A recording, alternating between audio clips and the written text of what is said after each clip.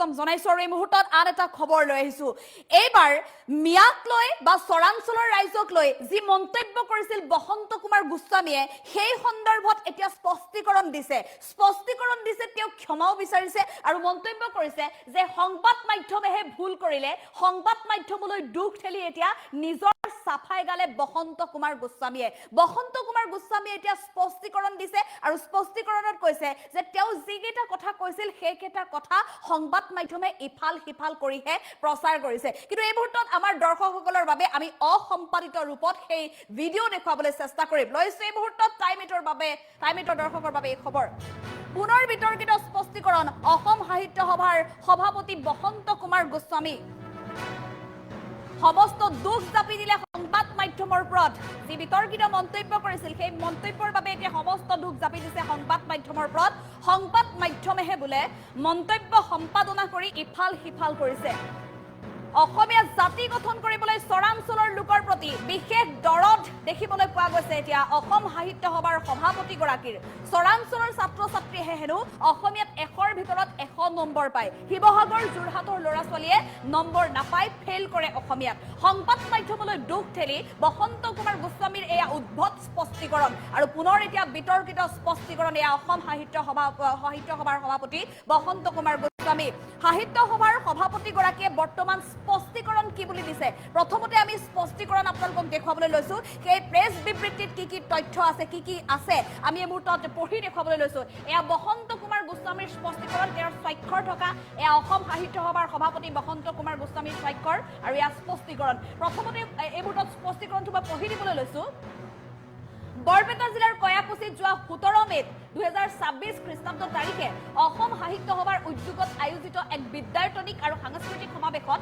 অংশগ্ৰহণ কৰিবলৈ গৈ কয়াকুছিত সাংবাদিকসকলে সোধা এটি প্ৰশ্নৰ উত্তৰত মই যি মন্তব্য দিছিলো সেই মন্তব্য শব্দৰ ইফাল সিফাল হৈ বিসংগতিপূৰ্ণভাৱে প্ৰচাৰ হৈছে ভালদৰে মন কৰিব তেওঁ স্পষ্টীকৰণ দিছে যে সেই মন্তব্য শব্দৰ ইফাল সিফাল হৈ বিসংগতিপূৰ্ণভাৱে প্ৰচাৰ হৈছে মই কোৱা কথাখিনি যাতে ভুলভাৱে প্ৰচাৰ নহয় বা মানুহে ভুল নুবুজে তাৰ বাবে তলৰ কথাখিনি পুনৰ উল্লেখ কৰিলো মই কোৱা কথাখিনি আছিল এনে ধৰণৰ অসমত বছৰ ধৰি যিসমূহ জনগোষ্ঠীয়ে বসবাস কৰি আহিছে যাৰ স্বীকৃতিপ্ৰাপ্ত ভাষা আছে চৰকাৰী মাধ্যম আছে যাৰ দ্বাৰা বিদ্যালয়ত পাঠদান কৰা হয় সেই জনগোষ্ঠীসকলে লোকপিয়লত নিজৰ মাতৃভাষা বড়ো বা মিচিং বুলিয়েই উল্লেখ কৰি আহিছে মন কৰক এয়া বড়ো বা মিচিং বুলিয়েই উল্লেখ কৰি আহিছে এইটো স্বাভাৱিক কথা লগতে বড়ো বা মিচিং বুলি মই উদাহৰণ দাঙি ধৰিছিলো কিন্তু একাংশ বৈদ্যুতিন সংবাদ মাধ্যমত প্ৰচাৰিত হোৱা মন্তব্যটি সম্পাদনা কৰাৰ পাছত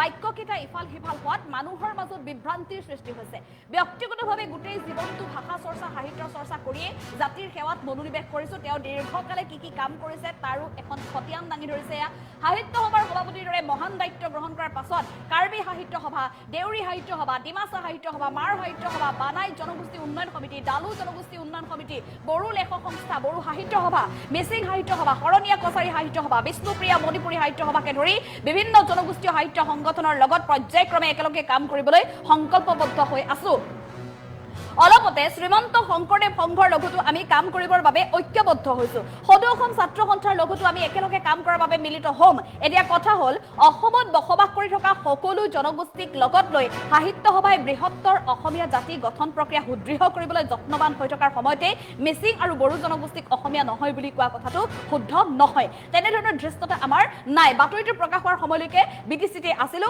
এইটো বিষয়ত আমি আৰু একো বক্তব্য দিব নোখোজো মোৰ বক্তব্য ভুলকৈ প্ৰচাৰ হোৱাৰ পিছত যিসকল লোকে মনো কষ্ট পাইছে তেওঁলোকৰ ওচৰত মই ক্ষমা প্ৰাৰ্থী আমি শেষৰ শব্দটো আকৌ দেখাইছো মই ক্ষমা প্ৰাৰ্থী ক্ষমা বিচাৰিছে বসন্ত কুমাৰ গোস্বামীয়ে অসম সাহিত্য সভাৰ সভাপতি গৰাকীয়ে কিন্তু সম্পূৰ্ণ দুখ ঠেলিছে সংবাদ মাধ্যমলৈ যে সংবাদ মাধ্যমে তেওঁৰ মন্তব্যটো কাট কৰিছে ইফাল সিফাল কৰিছে সম্পাদনা কৰিছে আৰু ভুলকৈ প্ৰচাৰ কৰিছে কিন্তু শুদ্ধ ৰূপত তেওঁ কি কৈছিল বসন্ত কুমাৰ গোস্বামীৰ শুদ্ধ ৰূপত কোৱা সেই মন্তব্য অসম্পাদিত ৰূপত আমি দৰ্শকসকলৰ বাবে আগবঢ়াবলৈ চেষ্টা কৰিছো বসন্ত কুমাৰ গোস্বামীয়ে সেইদিনা কয়াকুছিত প্ৰকৃততে কি কৈছিল শুনক অসম্পাদিত ৰূপত আপোনালোকৰ বাবে এই মন্তব্য বসন্ত কুমাৰ গোস্বামীৰ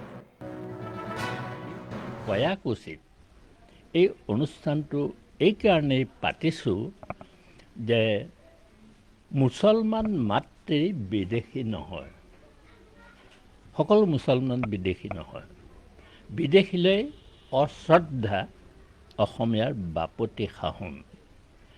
জাকত জিন যোৱা বিদেশীলৈ শ্ৰদ্ধা সিও আমাৰ বাপতি সাহোন।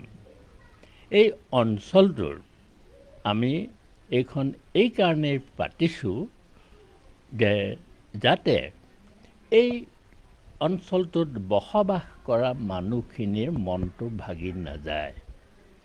আৰু সেইকাৰণে আমি ভাবোঁ, অসম সাহিত্য সভাই ভাবে তেওঁলোক অসমীয়া, লুইতপৰীয়া বুলি অসম সাহিত্য সভাই অনুভৱ কৰে।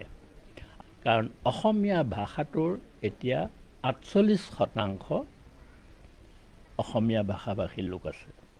অসমৰ লোকপিয়ল আহি আছে। এইবাৰ চৰ চাপৰিবাসীয়ে যদি সহযোগ নকৰে, অসমীয়া লোক ছেকেণ্ড ৰেট চিটিজেন হোৱাটো শতকৰা 100% খাটাং। আজি ইয়ালৈ আহিছোঁ, তেওঁলোকে আমাক কৈছে আমি কেতিয়াও ব নেলেখোঁ, অয়ে লিখিম। গতিকে এইটো এটা অসমীয়া জাতিৰ বাবে আমাৰ এটা বৰ ইতিবাচক দিশ। চৰবাসীয়ে যদি অসমীয়া বুলি নক'লেহেঁতেন 2031 চন, 2041 চন, 2051 চনত অসমীয়া ভাষাভাষী সংখ্যা লঘিষ্ঠ হ'লহেঁতেন। অহা যিটো চেঞ্চাছ, সেইটো হৈছে আমাৰ মূল লক্ষ্য। আজি ইয়ালৈ আমি আহিছোঁ, আমি আশা কৰিছোঁ ইয়াৰ সকলোৱে কেতিয়াও ব নেলেখে, তেওঁলোকে অসমীয়া ভাষা বুলিয়েই নিজৰ পৰিচয় দিব। আমাৰ লক্ষ্যটো হ'ল আমি যাতে কোনো অসমীয়া জাতিটো যাতে ছেকেণ্ড ৰেট চিটিজেন হ'বলৈ নাযায়। বড়ো জনগোষ্ঠীয়ে তেওঁলোকে কেতিয়াও অসমীয়া বুলি নকয়, বড়োৱে ক'ব, নহয়নে বাৰু? মিচিঙে মিচিং বুলি ক'ব। এই চৰবাসীয়েহে অসমীয়া বুলি ক'ব। যিখিনি চৰ অঞ্চল আছে তেওঁলোকৰ 100খন স্কুল আছে, মোৰ ইয়াতে সোমাই আছে। কোনেও স্কুলত কোনো ফেইল কৰা নাই। আচৰিত কথা। চৰ অঞ্চলত মই বিভিন্ন চৰত গৈছোঁ। মই চৰ অঞ্চলত কোনো অসমীয়াত ফেইল কৰা ল'ৰা ছোৱালী এটাও নাই। মই হজ সমিতিৰ যেতিয়া বিদায় হৈছিলে, তাত মই এটা বাক্য কৈছিলোঁ যে অসমীয়া ভাষা শুদ্ধকৈ লিখা আৰু অসমীয়াত 100ৰ ভিতৰত 100 নম্বৰ পোৱা ছাত্ৰ ছাত্ৰী চৰ অঞ্চলতহে আছে। কম বহুতেই কম। অসমীয়াত ফেইল কৰা লোকৰ সংখ্যা কম, বেছি মানে। শিৱসাগৰ জিলা যোৰহাটত অসমীয়াত ফেইল কৰা ল'ৰা ছোৱালী বেছি, কিন্তু চৰ অঞ্চলত এটা ল'ৰা ছোৱালীও, মোৰ ষ্টেটিষ্টিক্স আছে, মই এনেই কোৱা নাই, কোনো অসমীয়াত ফেইল কৰা নাই। সুন্দৰ আৰু হাতৰ আখৰ আপুনি কি চাব। গতিকে অসম সাহিত্য সভাই এই গোটেই অসমখনৰ জাতি জনজাতি চৰ চাপৰি অঞ্চলৰ লুইতপৰীয়া যিসকল অসমীয়া যিসকল, এইসকলক লৈ সমন্বয় সাধন কৰিবৰ কাৰণে আমি এটা চেষ্টা কৰিছোঁ। কিয় ৰাজনীতিয়ে সমাজখন ভাঙি থান বান কৰে আৰু অসম সাহিত্য সভাই হ'ল সংস্কৃতিৰে সেই ভগা হাড়বোৰ জোৰা দিব লাগে বুলি অনুভৱ কৰি আমি কৈছিলে আহিছোঁ। সেইটো বিষয়টো লৈ পেলাই মোক সামাজিক মাধ্যমত হেনো এই চৰ অঞ্চলতে ঘৰ এটা সাজি থাকিবলৈ ক'লে। বুজিছে নাই? সেইটো একো নকওঁ, কাৰণ এইটো মোক গেঞ্জিত লগা ধূলি বুলি মই জোকাই দিলোঁ। গতিকে আমি ইয়ালৈ অহাৰ মূল কাৰণটো হৈছে সেইটো, আমি সকলো শান্তি আৰু সম্প্ৰীতিৰে বসবাস কৰিব খোজোঁ। গতিকে আমি এনেকুৱা এটা উদ্দেশ্য লৈ আহিছোঁ, আমি এটা বিচিত্ৰতাৰ মাজত আমি যেতিয়া ঐক্য সূত্ৰ এটা গঢ় দি তুলিব পাৰোঁ। এখন অসমখন যদি আমি এখন ফুলনি বুলি ধৰি লওঁ, তাত যদি এটা ৰঙৰ ফুল থাকে, সি কাকো আকৰ্ষণ কৰিব নোৱাৰে। ইয়াত বিভিন্ন জাতি জনগোষ্ঠী আছে, বিভিন্ন ৰং তাৰ মাজত আছে। সেইটোৱে হৈছে বিচিত্ৰ ৰূপ।